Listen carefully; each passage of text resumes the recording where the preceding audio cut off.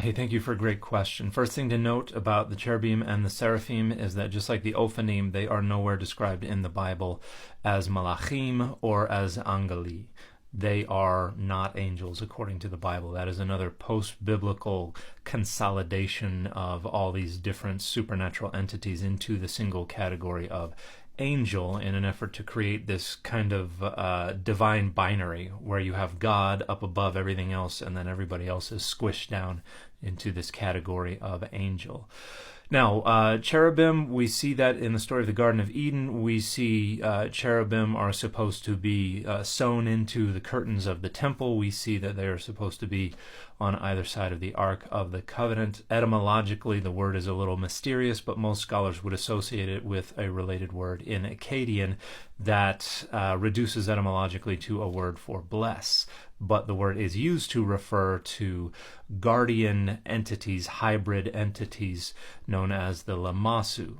Here are a couple of Lamassu on display in a museum. They were usually flanking the gate of a city or perhaps an entryway into a palace. They were considered protective, guardian, hybrid entities. They had a body of either an ox or a bull to represent power, and wings of an eagle to represent speed, and then they had the head of a human, usually a king or something like that, to represent wisdom. Here's an ivory plaque from Phoenicia depicting one. And then there is the Tanakh cult stand, a very early artifact from ancient Israel, and it is probably functioning as a model shrine where the entry and the different rooms to the temple are being reoriented vertically so that they can function as a cult stand. And the second register from the bottom, you see the big empty space in the middle of it, that represents two cherubim flanking the entryway into the temple. Here is a portion of an ivory plaque that was discovered at Megiddo that depicts someone sitting upon a throne that is flanked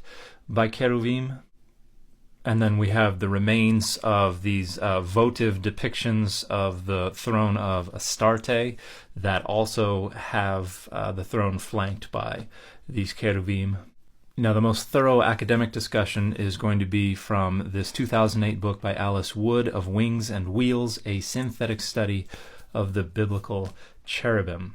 And if you want something a little shorter and a little more accessible, chapter 2 in God's Monsters, Esther Hamori's new book, discusses it in a delightfully witty and humorous way. And finally, the etymology that associates cherubim with babies is based on a 3rd century rabbi who made that link. And so the notion today that cherubim are these chubby little babies is based on that post-biblical tradition as well. So what about the seraphim? This literally means burning ones, and it has reference to snakes that are sometimes depicted with wings, sometimes not, and they are conceptually related to the Egyptian concept of the uraeus, snake that was frequently depicted in iconography with wings. We first see them in Numbers, the story where the fiery serpents come out of the wilderness and kill a bunch of Israelites, and Moses must create a bronze serpent that is later named Nehushtan, and if everybody looks at that, then they will be healed. These are also part of the host of heaven, and they appear in Isaiah 6, where they have numerous wings, and they're used to cover different parts of their body and to fly. So we see kind of a development, and they're represented in very different ways the few times that they are depicted in the text. But if you want another brief, accessible discussion of the seraphim, Esther Hamori's chapter 1 in God's Monsters is precisely on the seraphim, and I would highly recommend it.